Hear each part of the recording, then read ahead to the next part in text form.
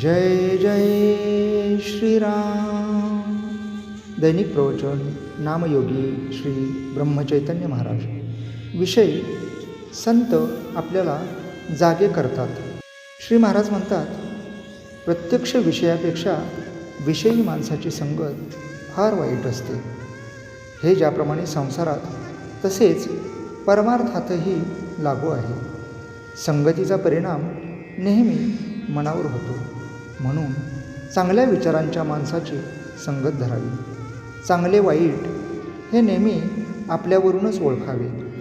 स्वतःला सुधारण्याऐवजी आपण जगाची सुधारणा करायला जातो, हेच आपले चुकते. जगात संत असतील असे पुष्कळ लोकांना वाटतच नाही. संताला ओळखायला आपल्या अंगी थोडे तरी भगवंताचे प्रेम असायला पाहिजे. आपल्याला आपल्या ध्येयाचा विसर पडला, परंतु संतांनी आपल्याला जागे केले. चुकीची वाट चालत असताना अरे तू वाट चुकलास अशी जागृती संतांनी आपल्याला दिली. तेव्हा जिकडे पाठ होती तिकडे आपण तोंड केले आणि पुन्हा चालू लागलो तर आपण योग्य स्थळी जाऊ. संत आनंदरूप झाल्यावर स्वस्थ बसत नाहीत. ते ज्या लीला करतात त्या जगाच्या कल्याणासाठी असतात. त्यावेळीही ते आपल्या मूळच्या आनंदातच असतात. ते स्वस्थ बसलेले दिसले तरी जगाचे कल्याण करीतच असतात. आपण धडपड करून फुकट मरतो, त्यापेक्षा ते स्वस्थ बसून जिवंत राहतात. हे केव्हाही चांगलेच होईल. संत आनंदरूप झालेले असल्यामुळे त्यांच्या वचनानुसार आपण जाऊया.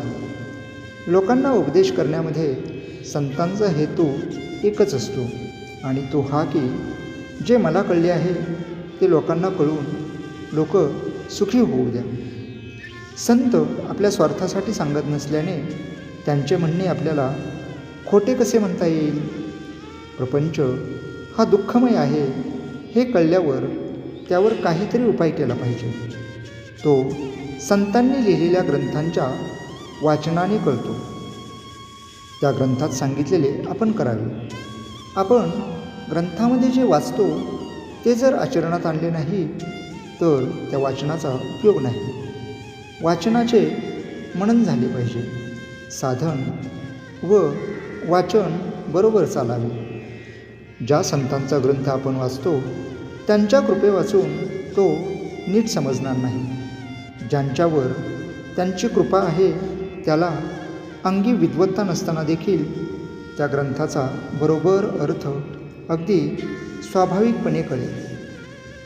विद्वान हा कल्पनेने सत्यस्वरूपाचे वर्णन करतो, पण संत मात्र निश्चयाने, खात्रीने आणि अनुभवाने ते रूप काय आहे हे सांगतात. सत्पुरुषांच्या वचनावर विश्वास ठेवून त्याप्रमाणे वृत्ती बनविणे हा खरा सत्समागम आहे.